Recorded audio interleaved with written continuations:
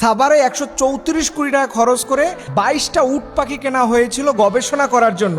আর এই উট পাখিকে গবেষণা করতে গিয়ে গবেষকরা 22টার মধ্যে 15টা উট পাখি জবাই করে খেয়ে ফেলছে। আপনি জাস্ট একবার চিন্তা করুন কি ধরনের লুটপাট এরা করেছে। একটা উট পাখির দাম পড়ে প্রায় 6,09,00,000 টাকা।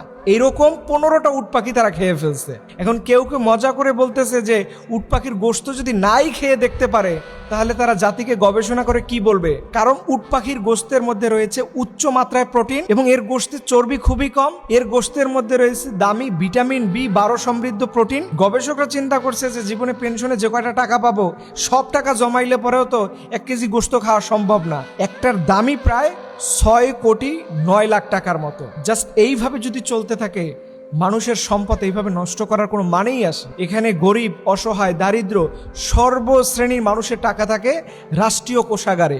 আজকে রাষ্ট্রের কোষাগারে সে টাকা উট পাখি কিনে এইভাবে করে খেয়ে ফেলতেছেন।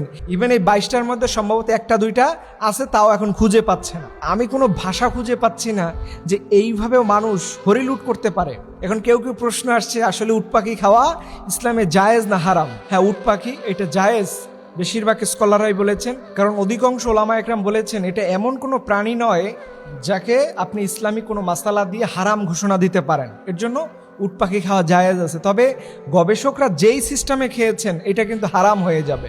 আসুন আল্লাহকে ভয় করি।